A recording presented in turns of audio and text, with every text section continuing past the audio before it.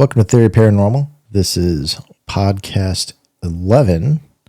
This is going to be our Halloween podcast. This is Pax. I have Dalton with me, like normal. And we're going to get into a few things about Halloween, where it kind of originated from, some of the traditions with it, why we celebrate it as a holiday in the United States, and also how it's viewed upon in different parts of the world. So with that being said, happy Halloween, Dalton. How you doing today?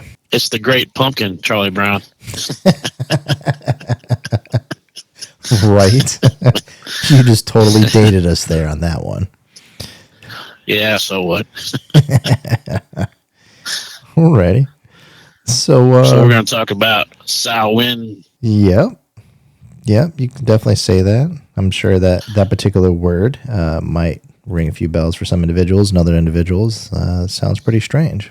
But we'll get into that as far as that goes. So before you unpackage... So you know the pumpkin is from the gourd family, right?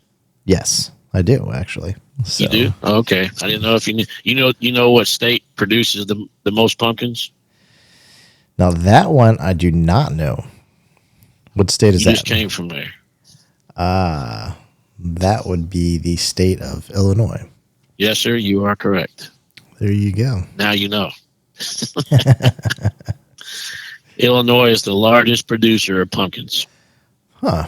I always thought it was corn. But for those that don't know what the gourd family is, that would be like the family of cantaloupes, melons, cucumbers, watermelons.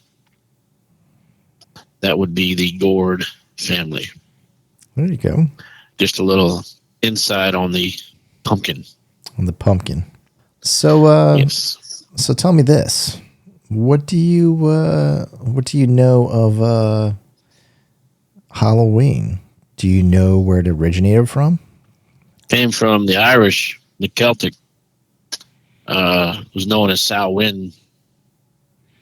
It's basically it happens. It's a tradition that's usually celebrated October 31st to November 1st to welcome in the harvest and usher in the dark half of the year. So it's basically a pagan religious festival originating from this Celtic spiritual tradition. There you go. And I believe that has something to do with ending of the harvest season also. Yes, well, it's welcoming in the harvest and usher in the dark half of the year. So basically the dark half of the year falls into like a paranormal type thing. Okay. If you didn't know that. The celebrants, they believe that the barriers between the physical world and the spirit world break down during Samhain, allowing more interaction between humans and basically things of the other world. Interesting. So, right. I got one for you. What's that? Do you know the whole purpose of saying trick or treat? I do not. So basically, back in the time of Samhain, the poor visited the homes of the rich, where they promised to pray for the souls of the rich family's ancestors in exchange for pastries called soul cakes. This was known as souling, a tradition later taken up by children who went door to door asking for gifts like money, food, and ale. Think about that. Kids asking for ale. Go figure. And so basically, eventually the promise to pay for the dead relatives was replaced by the sharing of song, poems, jokes, or other kind of performances, a trick. Thus, trick for a treat, which was usually fruits, nuts, or coins, as far as it goes. Here's something that's even more interesting. Traditional Halloween food wasn't candy. Samhain was traditionally associated with a barmbrack, a special fruit bread with sultanins, raisins, and other objects baked in. Each object came with a prediction. If your piece had the P, you wouldn't get married that year. The stick meant you'd have an unhappy marriage. The rag meant you'd be poor. The coin meant rich. And the ring, you'd get married that year. That's how that pretty much goes. Now, as far as it goes, here's another nugget for you. Basically, in the early 20s, 1920s, Halloween was not a very festive time in the United States. And what it came out to, it was all about pranking people. And it was dangerous. It was common for major cities to see ratty young people causing over $100,000 in damage each year. And this was due to the Great Depression, pranks frequently devolving into vandalism, assault, and other forms of violence. Basically, they say that this is the 1920s. Yep, in 1920s. And That's crazy. Some people even said it was such a dangerous time that led to the heavily organized community-based trick-or-treating that took hold in the 1930s. The trend was put on pause during World War II when children couldn't be trick-or-treating because of sugar rationing. Basically, because of that, candy companies got involved, and they hold a bunch of campaigns specifically to generate and push the candy industry. One of the other things about it, why do you think people wore costumes? Well, there's a few different things about that, but tell me what you think. So my 2 cents is basically the Celts believed in a Halloween. The worlds of the dead and living overlapped. They thought that the demons roamed through the earth at night. Dressing as one of them was meant to be defensive. If you ran into a real demon, that idea was they wouldn't think you were one of them. That's just one spin of many, many possibilities and theories on why that is. And that's the most common spin that I've heard is basically you're blending in because, like I said earlier, the boundaries between the living and the dead are thin at that time. So they wanted to basically camouflage themselves to blend in case they did run into a demon. Then that demon would think nothing of it. Just keep on, keep it on. Go do his thing. Yep. But also back then, the most significant, they built fires and stuff. They had fire festivals. This was like the fall equinox and the winter solstice. So during this time of the year, fires and family homes were left to burn out while the harvest was gathered. So while they were gathering the harvest, they let the fires dissipate. After the harvest was complete, they joined in with the Druid priests to light a community fire using a wheel that would cause friction and spark flames. And the wheel was considered a representation of the sun and used along with prayers. Doing this, you would never think that they sacrificed cattle, and participants took a flame from the communal bonfire back to their home to relight basically the fires in their homes. So it was it was symbolic also then, is what you're getting at. Exactly. So early text presents that Samhain as a mandatory celebration lasting 3 days and 3 nights, where the community was required to show themselves to local kings and chieftains. Failure to participate was believed to result in punishment from the gods. Well, that's understandable. Usually, right. So usually they, like in an illness or a death. So there was also, if you committed a crime during these 3 days, basically you were sentenced to death. Well, there you go. So you couldn't commit so you couldn't commit a crime.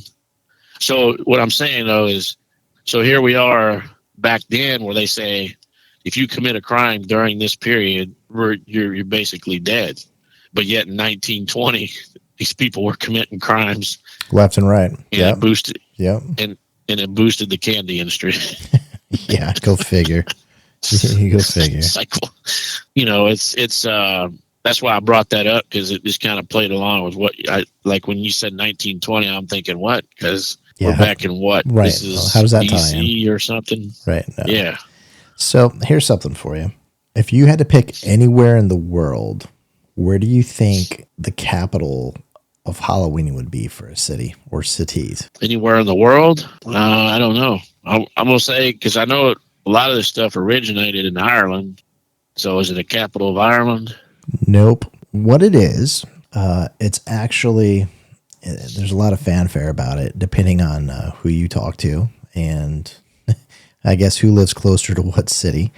But in the United States, there's 2 cities specifically, which would be Salem, Massachusetts, and yes, the witch burnings. Yep. And a city called, and hopefully I pronounce this correct, but Enuka, Minnesota. And Salem, Massachusetts would be, due to the witch trials back in the day, put that, claim to fame on the map. As far as it goes with Enuka, Minnesota, their whole purpose was the fact back in the day, people used to do all sorts of funky stuff just to mess with people on Halloween. And we're talking basically they would wake up in the morning and people would find their cows roaming Main Street, windows soaped up, outhouses tipped over. And they got tired of this happening year after year because, like I said originally, it was about pranking people. And so they supposedly institutionalized citywide by having a festival and really doing, the whole town hall getting together and everybody having costumes and making it a whole thing to where everybody got involved. Basically like one big street party. And this was like back in the day, way, long time ago. And so that even to this current day, that is one of their biggest things that they do throughout the year. People look forward to it. People travel from all over just to go to this town for Halloween to experience, everything it has to offer for Halloween. But and that's Salem. No. Oh, the Minnesota town. This is Enuka, Minnesota. Yeah, because I know Salem does a big shindig during Halloween, and I actually think next year I'm going to go up there and see what that's about. There you go. It's supposed to be pretty cool. Yeah, without a doubt. I mean, you know how the saying goes. Every single thing that you hear, there's a little bit of truth to it, no matter how unbelievable it may seem. So that's the neat thing about history. You have the have and have-nots, and you don't know what's sprinkled in to be real and not real on things. But it's always the what-if scenario that makes life interesting, I like to think. So what do you do? So what's the first thing that symbolizes Halloween, you think? In what way? Are you talking like in society, or are you talking? When you think of Halloween, I mean, what stands out to you? For me, the most trademark thing that just goes hand in hand, which I would have to say is just due to upbringing, is a pumpkin, because everybody thinks of a pumpkin when it comes to Halloween, first and foremost. Right. So, first of all, I'll give you a tip. You might not know this, but if you cut the bottom of the pumpkin out, right, and then you take a mixer, like a handheld, a mixer type deal, one of them handheld mixers that you do like cakes and stuff with. Okay. If you cut the bottom of the pumpkin out, you turn it on its side, and you take the handheld mixer and you go in there and you rotate it with the blades on it and go inside the pumpkin. It'll actually help you shred all that and almost help you separate the pumpkin seeds from the actual pumpkin itself. And then you just go in there and scoop it out. But my whole thing is, once you carve it, then you actually just set the pumpkin on over the top of the candle. That makes sense. Instead of people always trying to shove it in the pumpkin and then put the top on. And yeah. There you go. Yeah, so you just cut the bottom out, use that handheld mixer to get all your stuff out of there, carve it, and then just put the candle on the ground, and then just set the pumpkin straight over the top of the candle. Anyway, just a little inside trick there in case most people didn't know about that. When you think of jack-o'-lanterns, anybody come to mind to you? Yeah, the Headless Horseman. Headless Horseman, that's a whole nother conversation, but we're going to talk about Stingy Jack. So Stingy Jack was a miserable old drunk. He loved playing tricks on anyone and everyone. One Halloween night, he ran into the devil himself, basically a bar. They call it a local public house. So Jack tricked the devil by offering his soul in exchange for one last drink. So the devil turned himself into a coin so that he could pay the bartender with, right? Okay. So Jack took the coin, put it in his pocket, and in his pocket he had a silver cross. So basically what that did was it kept the devil from being able to transform back to his originator self. What happened was Jack said basically he was going to refuse to release the devil unless he agreed that the devil leave him alone for 10 years. So, of course, the devil agreed. 10 years later, Jack again came across the devil while out walking on a country road, and the devil tried collecting what he was due. But Jack quickly, was thinking about stuff, and he goes, I'll go, but before I do, can you fetch me that apple from that tree? Don't know why the devil would say yes, but the devil did. He really had nothing to lose, so he jumped up in the tree to retrieve the apple, and as soon as he did, Jack placed crosses all around the trunk of the tree, thus trapping the devil once again. This is the second time the devil's been played a fool. Once again, Jack made the devil promise, you don't bother me for another 10 years, then I'll remove the crosses and allow you to come down. So, of course, the devil agreed, with a grudge, of course. Eventually, Stingy Jack wound up passing away several years later. So, went to the gates of heaven, and of course, what happened? He was refused entry because of the life of drinking and because he had been tight-fisted and deceitful to people, that God did not want this kind of slippery, savory type of dude in heaven. Basically, they wouldn't accept him. So Jack went to hell to basically see the devil and find out whether it was possible to gain entrance into the depths. But the devil kept the promise that had been made to Jack years earlier and will not let him enter. Imagine that. Yeah. So obviously, Stingy Jack died before the 10 years was up. And of course, the devil being, the good guy that he is, he upheld his part and said, well, you ain't coming in here either. So basically, Jack was like, where do I go? I don't know. He kind of pleaded with the devil, basically to help find his way. Devil, as a final gesture, tossed Jack an ember straight from the fires of the pit down there. So Jack placed the ember in a hollowed out turnip. It's one of his favorite foods, which he always carried around with him whenever he could steal one from that. So from that day forward, Jack has been doomed to roam the earth without a resting place and with only his lit turnip to light the way in the darkness. So hence, in Ireland and Scotland, people began to make their own versions of jack-o'-lanterns by carving scary faces into turnips or potatoes and placing them in the windows and near doors to frighten away Stingy Jack and other wandering evil spirits. None of this was going on in the U.S. until they brought that over here when the Irish, because the English, they use large beets. Yep. And immigrants from these countries, brought the jack-o'-lantern tradition with them when they came to the United States. And that's when they soon found that pumpkins, a fruit native to America, make a perfect jack-o'-lantern. And that is how jack-o'-lanterns came about. Interesting, very interesting.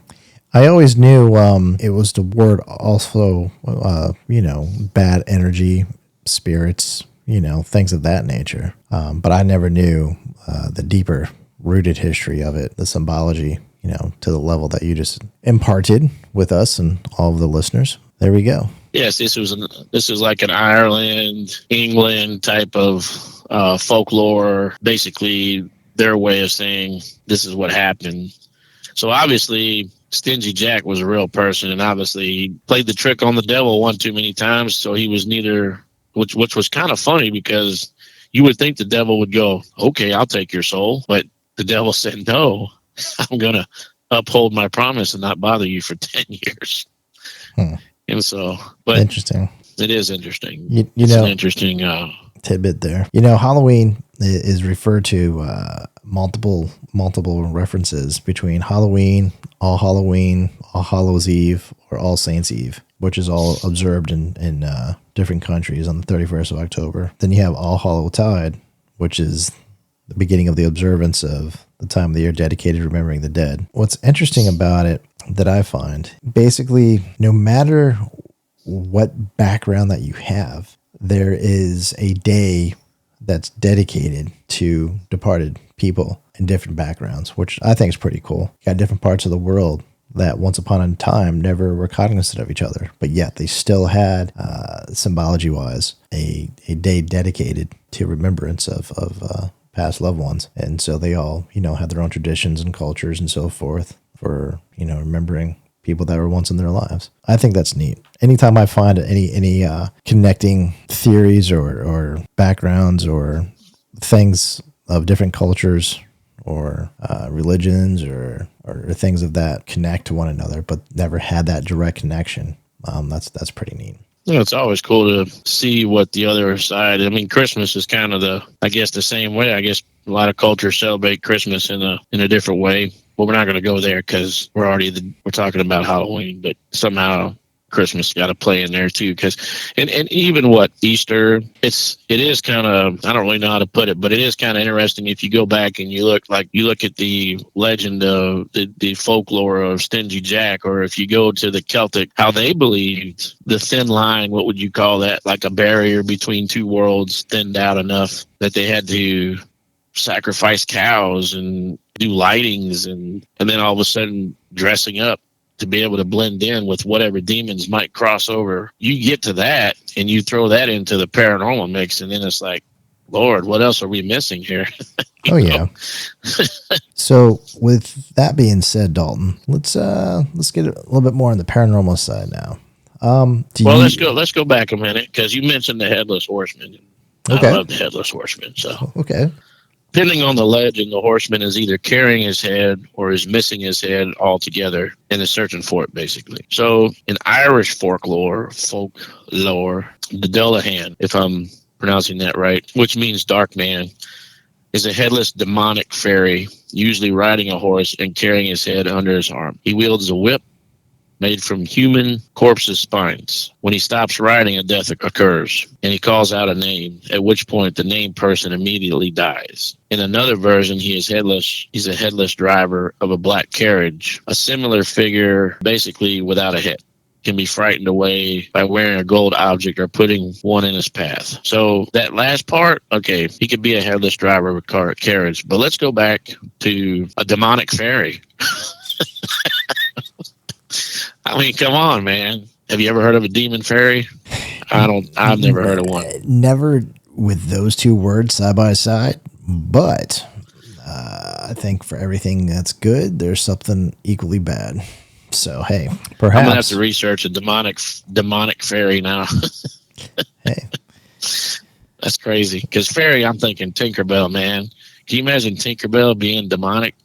That would be a whole different movie / show there. So in Scottish folklore, the most prominent Scots tale of the Headless Horseman concerns a man named Ewan, who was decapitated in a clan battle at Glen Kinnear, Isle of Mull. The battle denied him any chance to be a chieftain. So basically, he and his horse are headless in accounts of his haunting of the area. So basically, in that area, that's, I guess, where the only place they see him. So among the Highland, these people in Scottish, Cape Breton, and Nova Scotia, they either see the image or hearing the sound of the horse or the headless rider, and it's regarded as an omen of an imminent death within the family.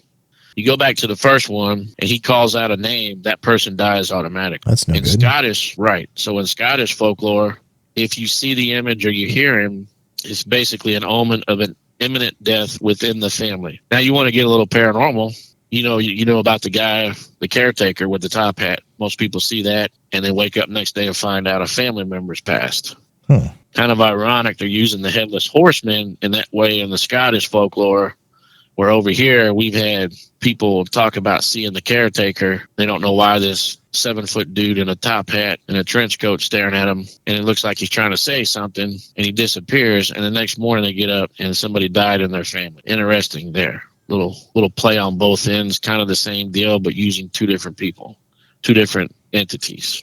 In German folklore, Headless Horsemen come mostly from the Rhineland. Rather than using decapitation, the Headless Horsemen killed their victims simply by touching them.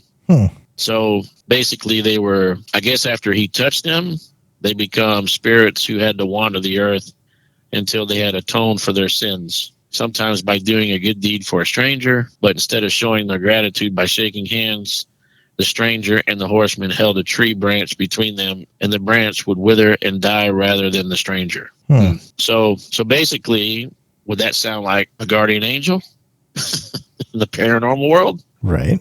I'm kind of like trying to figure out, like, when I did the research on this stuff and I get deeply into the Headless Horseman, I'm starting to see plays off the paranormal. So if you're telling me that the Germans believe that the horsemen killed their victims by touching them, and they were basically revenants, if I pronounce that right. So a revenant is an animated corpse that is believed to have been revived from death to haunt the living, basically derived from the old French word revenant. the returning. Huh. Okay, so basically he kills them, turns them into a walking, almost like a spirit zombie. They have to basically atone for their sins sometimes by doing a good deed for a stranger.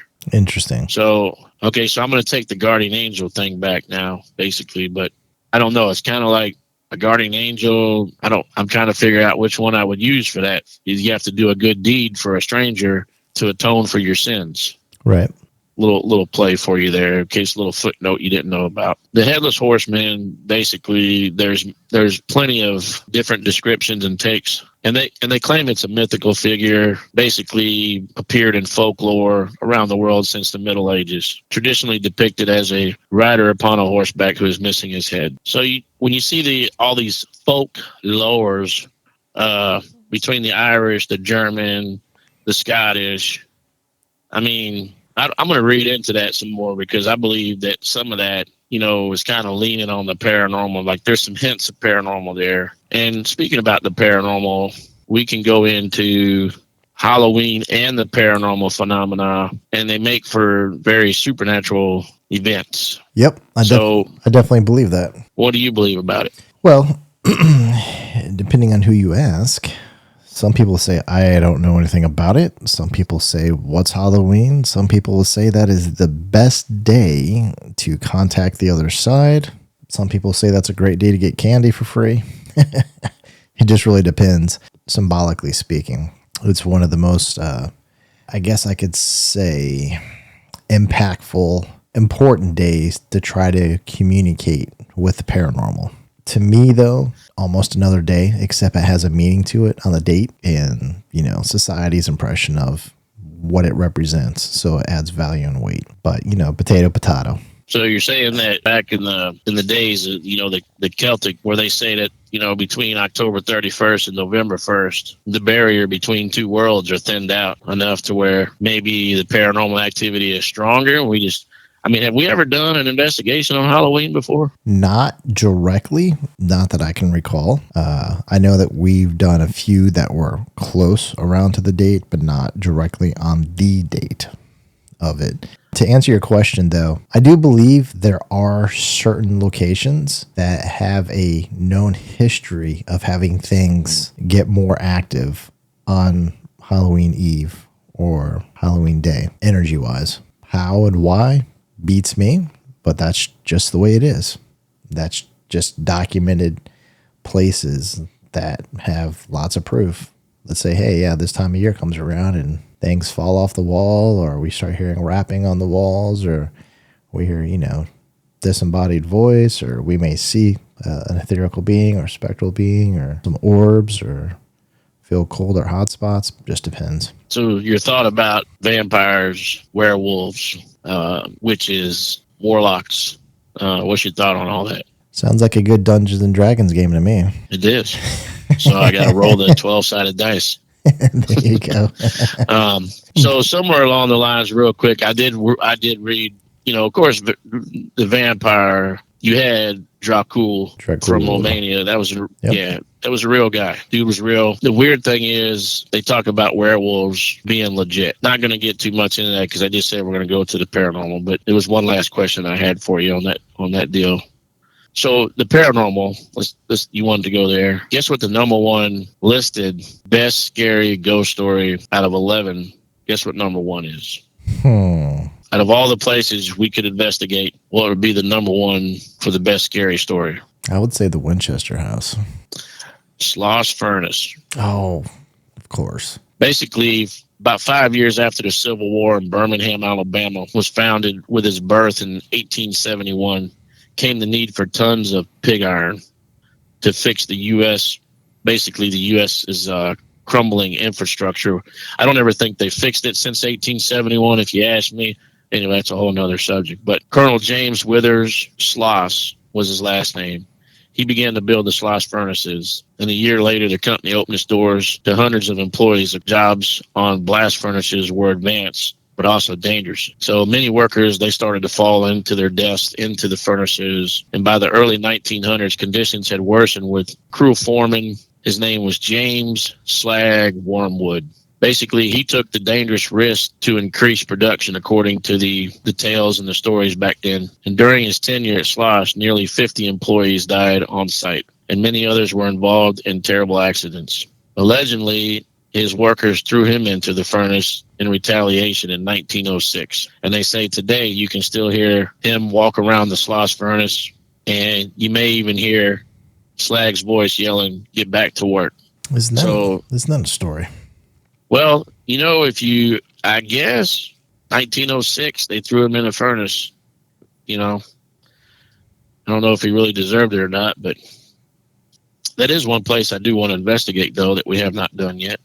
I wouldn't mind putting that on the books, because I want to see if it is actually the number one most scariest place. Yeah, back then, they didn't have safety precautions or procedures or OSHA standards, or they didn't have anything. And that back then, they didn't even have child labor laws. Nothing. Not that I remember. Not that I was there, but just simply saying, for perspective. Definitely interesting. So here's the last question I have for you for this podcast episode today that we're doing here, Dalton. Mm-hmm. If you were doing an investigation during Halloween, 2 a.m, what would you want to have at your disposal to investigate with? If you could pick one paranormal item to use and you had anything that you needed, money was not an object, what would you pick and why? Well, that's a tough question, because there's a lot of tools that I'd like to have. But if I only had to choose one, probably a FLIR. And what's a FLIR do? FLIR gives off the ambient temperature in the room. So basically it's like a thermal device. So you can see the actual heat and the cold, you know what I'm saying? So it's like looking through, a thermoscope or a thermal lens imager is. Yep. Okay. So a FLIR is basically thermal imaging, because the simple fact is that we can use regular cameras and you might pick something up. You could use, your digital recorders, your digis, and pick up voices and stuff. But the FLIR, we've caught a lot of evidence on a FLIR where, you could see the form peek around the door that you can't see with your own eyes, or you can't pick up with a camera. So if I was going to, and also investigating on Halloween, I would also want to put to the test on how thin the veil really is between the 31st and the 1st. So I would want to know, is that an all day transformation that it thins out, or is it after midnight, or is it a certain time early in the morning? But a FLIR, definitely a FLIR. What one tool would you use? They're known as ghost boxes, but it's nothing more than a radio that jumps from frequency to frequency. And in between each station, there's white noise, as it's called, which for the most part is just pure radio energy. And to make it simple, let's just say that the other side can hop on in and use that pure energy to communicate back via voice. So I can hear things clear as day, as if you're talking to me. It's pretty interesting because there's no way to manipulate it or change it. You can't go in and have a predefined answer already set. Just whatever comes through, comes through. When you ask very specific questions and you get a very specific answer, there's nothing else in the world, in my mind, that can top that. If I'm wearing a blue baseball cap and a red shirt, if I say, am I wearing a red shirt and a blue baseball cap? And the reply back is yes. It's like, okay. Well, the fact they could have said yes or no and they replied yes, that's pretty big. And then if I said, okay, what's your favorite color I'm wearing? And they reply back with red or blue, that right there in itself seals it. They could have come back with a ton of other colors or with some word that has nothing to do with anything I'm even speaking about. But when it hits that spot on, then it's like, okay, cool. We're in business. So I've utilized them before. Been very successful. It's like playing darts, or doing a scratch off. If you pick up from the store, it's all a matter of luck and just see what happens. So for me, it would definitely be a ghost box is what I would utilize. And I like ghost boxes, man. They're cool. Yeah, they're pretty neat. It's newer technology. They originally got developed in the 70s and didn't really get mainstream for the paranormal aspect up until the last, I'd say, about 10, 12 years ago. So, if we had time, we could go into, because I wanted to talk about some movies. Did you know that The Shining, you remember The Shining? Yep. That the reason old scary Jack could take that axe and basically break through the door as fast and as efficient as he did, he stuck his head through there and he's like, "Here's Johnny." Remember that? Yep. It's because Jack was a lumberjack. And he was very good with the axe. And so they had to double up that door. So it gave him an extra layer because he was breaking through it just way too fast. They wanted to slow him down. So yeah, there's a trivia piece for you. Yeah, the good trivia piece. Yep. You remember the Candyman? I believe so. So the Candyman was the guy with the bees. They made a movie, had bees. Oh yeah. Yeah. And he'd come out the mirror if you said his name. Yep. Kind of like the Bloody Mary thing, which I thought we might could talk about too. But anyway, so the Candyman, you know how that came about, the origination of that.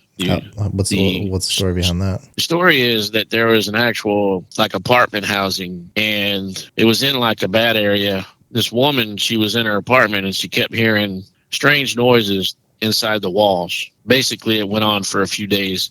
And then one day she was near the bathroom and she seen something coming through the mirror, what she thought was coming through the mirror. And it was a weird dude. He had a big creepy smile. And she called the cops and she was telling them, "Hey, there's this guy, this evil looking guy coming through my mirror and he's coming to attack me." And so, of course, the cops showed up. Nobody was there, but she was dead. So this thing came out of the mirror and killed her. And for the longest time, they never knew, what happened. So come to find out was that this apartment, this multi-story apartment building or whatever, had secret hallways in between the walls. I want to say, if I remember right, they were like homeless people learned about these passageways. And that's how they were breaking into people's houses. Of course, the young lady that passed away, she just got a hold of one that was just psycho. Yeah. And so the whole point of this creepy, big, smiley dude that looked like he had some kind of infested bugs or something swarming around, basically what he did was he took the mirror off the wall and he came through the wall where the mirror was hung. There was a hole back there. But I can't 100% tell you, but that's the gist. That's the gist of how they created the Candyman. And basically he came through the mirrors. But it's based on a legit story. Well, like I said, in every single thing, there's a little bit of truth. So, yeah, kind of like the Jeepers Creepers thing, man, was pretty cool about all the places in Florida that they filmed. And they filmed at a lot of haunted places like, was it Dalton Road or something? Another location that was actually haunted. Why they picked all these haunted areas to add film Jeepers Creepers. Well, to add can't say the word today. Authenticity to it. You got to slow down, like my folklore. No, you were saying folklore. Yeah, I know. Sounds like your new autobiography book on food. So. Yeah, well, Southern accent gets in the way every now and then. There you go. Well, Mr. Dalton, this is going to wrap up our episode 11, Theory of Paranormal, concerning the Halloween. For all of our listeners that have decided to listen to us again, or if you're brand new, we definitely appreciate it. If you have any questions, comments, concerns, as always, please email us at info@theoryparanormal.com. Yeah, and this one's a short one. It's a shorty, but just kind of want to throw something out there to, do something for Halloween. Me and you agreed to kind of throw some stuff out there. And I think we threw some interesting facts out there. I think the next episode we're going to get back to the paranormal side, I believe. Oh yeah, we got something planned for the next episode that I think everybody's really going to like. Definitely keep a lookout for it. It'll be coming sooner than later, and we'll be on location somewhere in Florida. Have to listen in and see what that one's about. Yeah, because we are going to start doing investigations. Got some new gear we're going to try out. We got some more gear coming. We have decided to take our podcast to some of the investigations that we're going to do. So it should be an interesting thing doing a podcast in a haunted location. Oh, yeah. Definitely something different. We got plans in the works. So as always, as we say here in Theory Paranormal, don't be afraid to ask questions.